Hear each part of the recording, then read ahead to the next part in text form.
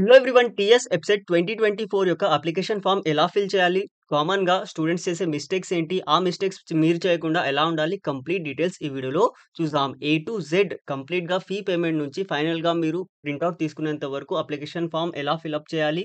ఎక్కడెక్కడ మిస్టేక్ చేసే ఛాన్సెస్ ఉన్నాయి? మిస్టేక్స్ చేయకుండా ఎలా ఉండాలో కంప్లీట్‌గా డీటెయిల్స్ మనం చూద్దాం. If you are new to channel please subscribe and press the bell icon to get notified whenever a new video will be uploaded. First step వచ్చేసి మీ యొక్క డాక్యుమెంట్స్ అన్నీ కూడా మీరు రెడీగా పెట్టుకోండి. కావాల్సిన డాక్యుమెంట్స్ యొక్క లిస్ట్ ఏంటి?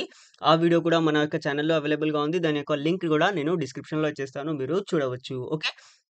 సో, ఇప్పుడు మనం చూసుకున్నట్టయితే మనం తెలంగాణ వెబ్‌సైట్ 2024 యొక్క అఫీషియల్ వెబ్‌సైట్‌లో ఉన్నాము. ఓకే. సో, అఫీషియల్ వెబ్‌సైట్‌లో మనం చూసినట్టయితే ఇలా మనకి అఫీషియల్ వెబ్‌సైట్ ఉంటుంది.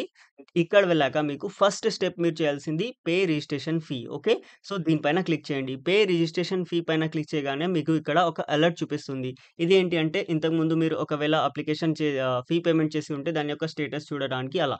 మీరు ఫ్రెష్‌గా చేస్తున్నారు కాబట్టి మీరు ఇదంతా ఏం చేయాల్సిన అవసరం లేదు. క్లోజ్ చేసేసేయండి. దాని తర్వాత ఇలా మీకు కంప్లీట్‌గా అప్లికేషన్ ఫార్మ్ ఓపెన్ అయిపోతుంది. మీ యొక్క ఫస్ట్ మీరు చేసిన పని ఏంటి అంటే, మీరు మీ యొక్క ఇంటర్మీడియేట్ యొక్క బ్రాంచ్ సెలెక్ట్ చేయండి. ఓకే. మీరు ఎంపీసీ చదివినట్టయితే ఎంపీసీ, ఒకవేళ బైపీసీ చదివి ఉంటే బైపీసీ సెలెక్ట్ చేసుకోవాలి. మీరు ఎంపీసీ పైన క్లిక్ చేయగానే మీరు ఓన్లీ ఇంజినీరింగ్ స్ట్రీమ్‌కే ఎలిజిబుల్ అని చూపిస్తుంది. That is correct. Okay. So, ఒకవేళ మీరు ఎంబైపీసీ కానీ డిప్లొమా చేసి ఉంటే అది మీరు సెలెక్ట్ చేసుకోవాలి. ఒకవేళ మీరు అగ్రికల్చర్ స్ట్రీమ్‌కి అప్లై చేస్తున్నారంటే బైపీసీ చదివి ఉండాలి కాబట్టి ఇక్కడ బైపీసీ పైన క్లిక్ చేయండి. ఓకే. సో, దాని తర్వాత మీ యొక్క బోర్డ్ సెలెక్ట్ చేసుకోవాలి. ఇక్కడ నార్మల్‌గా స్టూడెంట్స్ మిస్టేక్ చేస్తా ఉంటారు. టీఎస్‌బీఐఈ ఇంటర్మీడియేట్ రెగ్యులర్ ఉంది కదా! సో, ఇదే మీరు సెలెక్ట్ చేయాలి. ఒకవేళ మీరు నార్మల్‌గా ఎక్కడైనా ఇంటర్మీడియేట్ చదివి ఉంటే, లేదు నార్మల్‌గా మనం ప్రైవేట్ కాలేజ్‌లో చదివినా కూడా మనం బీఎస్సీ ఇక్కడ ఇంటర్మీడియేట్ చేస్తున్నాం తెలంగాణలో అంటే మనం రెగ్యులర్ స్టూడెంట్సే అవుతాం కాబట్టి రెగ్యులర్ అని సెలెక్ట్ చేసుకోవాలి. టీఎస్‌బీఐఈ ఇంటర్మీడియేట్ రెగ్యులర్‌గా ఇలా సెలెక్ట్ చేసుకోవాలి. దాని తర్వాత క్వాలిఫైయింగ్ ఎగ్జామినేషన్ యొక్క హాల్ టికెట్ నంబర్, మీరు ఇంటర్మీడియేట్ యొక్క మీ ఒక second year hall ticket number ఇక్కడ ఎంటర్ చేయండి. Okay. So, hall ticket number enter చేయగానే మీకు ఇక్కడ ఒక పాపప్ వస్తుంది. ఒకవేళ మీరు లేటెస్ట్‌గా చదివి ఉంటే మీకు కంప్లీట్‌గా ఇక్కడ మీ యొక్క డేటా ఆటోమేటిక్‌గా ఫెచ్ అవుతుంది. లేదంటే మీరు మాన్యుయల్‌గా కూడా ఇక్కడ ఫిల్ చేయొచ్చు. మనకు డేటా రాలేదు కాబట్టి మనం ఇక్కడ మాన్యుయల్‌గా ఫిల్ చేయాలి. ఓకే.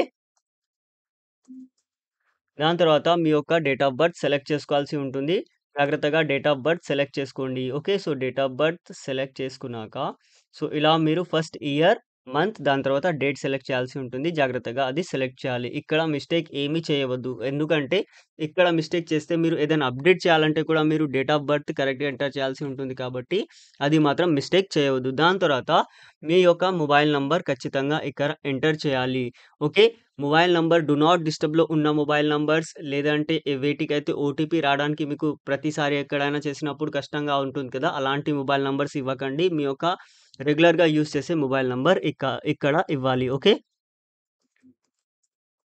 సో, ఇది మన యొక్క మొబైల్ నంబర్. మీకు ఎలాంటి డౌట్ ఉన్నా మీరు ఈ నంబర్‌కి వాట్సాప్ కూడా చేయవచ్చు. ఓకే. సో, మొబైల్ నంబర్ ఇచ్చేసాక మెయిల్ ఐడీ ఇవ్వాలి. మెయిల్ ఐడీ కూడా జాగ్రత్తగా మీరు రెగ్యులర్‌గా యూజ్ చేసే మెయిల్ ఐడీ ఇవ్వండి. ఓకే. సో, మెయిల్ ఐడీ ఇచ్చేసాక మీ యొక్క కేటగరీ సెలెక్ట్ చేసుకోవాలి. వీటిల్లో మళ్ళీ చేంజ్ చేయాలంటే మీకు చాలా కష్టమవుతుంది కాబట్టి, ఎప్పుడైతే ఫీ పేమెంట్ చేస్తారు కదా! అప్పుడు మీరు జాగ్రత్తగా ప్రతి ఒక్క పాయింట్‌ని జాగ్రత్తగా ఒకసారి ఒకటికి 2 సార్లు చెక్ చేసుకొని మాత్రమే మీరు ఇక్కడ ఫిలప్ చేయాలి. దాని తర్వాత మీ యొక్క క్యాస్ట్ సెలెక్ట్ చేసుకోండి. ఓకే. సో, క్యాస్ట్ దాని తర్వాత మీరు ఒకవేళ ఫిజికల్లీ డిసేబుల్డ్ అవుతే అది సెలెక్ట్ చేసుకోవాలి. లేదంటే నో ఇక్కడ పెట్టేయాలి. దాని తర్వాత మీరు పేమెంట్ ప్రాసెస్ ఏది ఫాలో అవుతున్నారు? నెట్ బ్యాంకింగ్ చేస్తున్నారా? లేదంటే డెబిట్ కార్డ్, క్రెడిట్ కార్డ్ లేదంటే వేరే బ్యాంక్ యొక్క నెట్ బ్యాంకింగ్ యూజ్ చేస్తున్నారా? ఇక్కడ సెలెక్ట్ చేసుకోవాలి. ఓకే. మనం డెబిట్ కార్డ్‌తో పేమెంట్ చేద్దాం. సో, డెబిట్ కార్డ్ ఇక్కడ క్లిక్ చేయాలి. ఇక్కడ మీకు మీ యొక్క ఫీ కూడా చూపెట్టేస్తుంది. ఓకే. సో, నెక్స్ట్ మనం చూసుకున్నట్టయితే మనం ఇక్కడ డిక్లరేషన్ ఇవ్వాల్సి ఉంటుంది. దీనిపైన టిక్ చేసేసి ప్రొసీడ్ టు పేమెంట్ పైన ప్రొసీడ్ టు పేమెంట్ పైన క్లిక్ చేయగానే మీకు ఇక్కడ పేమెంట్‌కి ఆప్షన్ చూపిస్తుంది.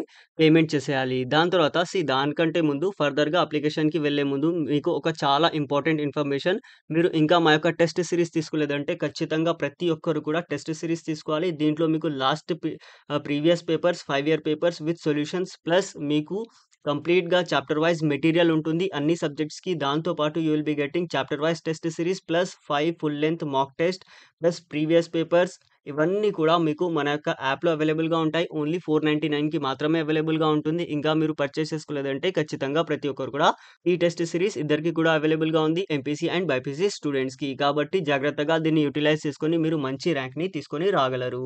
ఓకే. సో, మీకు ఎలాంటి డౌట్ ఉన్నా దీని గురించి కూడా మీరు కామెంట్ చేయొచ్చు, వాట్సాప్ చేయొచ్చు. లేదంటే యాప్ ఇన్‌స్టాల్ చేసుకున్నాక దాంట్లో కూడా చాట్ ఫీచర్ ఉంటుంది. అక్కడ కూడా మెసేజ్ చేయవచ్చు. ఓకే.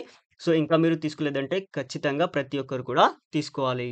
దాంతో పాటు మన యొక్క వెబ్‌సైట్‌లో మీకు syllabus plus chapter wise weightage అంటే ఏ చాప్టర్‌లో నుండి ఎన్ని క్వెషన్స్ వచ్చే ఛాన్సెస్ ఉన్నాయి. ఇలాంటి ప్రతి ఒక్క ఇన్ఫర్మేషన్ కూడా మన యొక్క వెబ్‌సైట్‌లో అవైలబుల్‌గా ఉంటుంది. ప్లస్ మీకు కావాల్సిన ఎంసెట్‌కి సంబంధించిన ఎలాంటి ఇష్యూ అయినా కూడా మీరు టైప్ చేసి చదువు బిడ్డ అని టైప్ చేసి దాని యొక్క సొల్యూషన్ వీడియో ఫార్మ్‌లో ఖచ్చితంగా మన యొక్క ఛానెల్‌లో అవైలబుల్‌గా ఉంటుంది. కాబట్టి మీరు అలా సెర్చ్ చేసుకోవచ్చు. ఓకే. సో, నెక్స్ట్ మనం చూసుకున్నట్టయితే ఇక్కడ మీకు ఆల్రెడీ పేమెంట్ ఐడీ వచ్చేసింది కదా! సో, ఆ పేమెంట్ ఐడీ ఇక్కడ మీరు ఎంటర్ చేసేయాలి. దాని తర్వాత మీ యొక్క ఇంటర్మీడియేట్ యొక్క హాల్ టికెట్ నంబర్, దాని తర్వాత మొబైల్ నంబర్, దాని తర్వాత డేట్ ఆఫ్ బర్త్ ఎంటర్ చేసేసి ఇక్కడ proceed to fill application form పైన క్లిక్ చేయాలి. Okay. So, proceed to fill application form పైన క్లిక్ చేయగానే మీకు అప్లికేషన్ ఫార్మ్ కంప్లీట్‌గా ఓపెన్ అవుతుంది.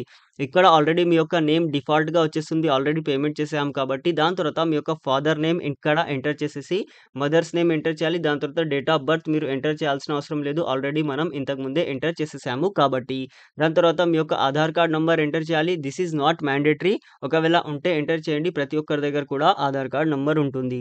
రేషన్ కార్డ్ నంబర్ కూడా నాట్ మ్యాండేటరీ. ఉంటే ఎంటర్ చేసేస్తే మీకు హెల్ప్‌ఫుల్‌గా అవుతుంది. ఓకే. సో, దాని తర్వాత బర్త్ స్టేట్ అండ్ డిస్ట్రిక్ట్ ఇవి ఖచ్చితంగా సెలెక్ట్ చేయాలి. దాని తర్వాత మీ యొక్క జెండర్ సెలెక్ట్ చేసుకోండి. దాని తర్వాత మీ యొక్క క్యాస్ట్ ఆటోమేటిక్‌గా సెలెక్ట్ అయ్యి ఉంటుంది.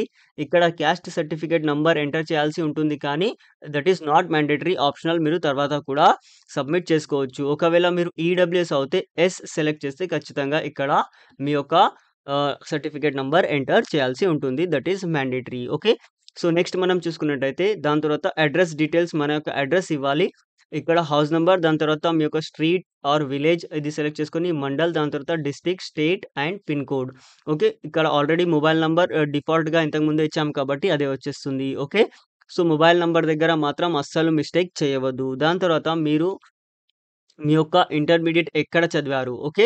సో, ఇంటర్మీడియేట్ రూరల్‌లో చదివి ఉంటే ఇక్కడ రూరల్ సెలెక్ట్ చేయండి. అర్బన్‌లో చదివి ఉంటే అర్బన్ సెలెక్ట్. ఒకవేళ మీరు టౌన్‌లో చదివి ఉంటే అర్బన్ సెలెక్ట్ చేసుకోవాలి. ఒకవేళ విలేజెస్ ఏరియాలో చదివారంటే రూరల్ ఏరియా సెలెక్ట్ చేసుకోవాలి. దాని తర్వాత మనం చూసుకున్నట్టయితే ఇది బై డిఫాల్ట్ ఆల్రెడీ ఇంతకుముందు పేమెంట్ అప్పుడు మనం సెలెక్ట్ చేసాం కాబట్టి అదే వచ్చేస్తుంది. దాని తర్వాత ఈ గ్రూప్ కూడా ఇంతకుముందు మనం సెలెక్ట్ చేసాం కాబట్టి ఇక్కడ మళ్ళీ చేయాల్సిన అవసరం లేదు. నెక్స్ట్ మనం చూసుకున్నట్టయితే మీకు ఒకవేళ ఏదైనా స్పెషల్ రిజర్వేషన్ ఉందా?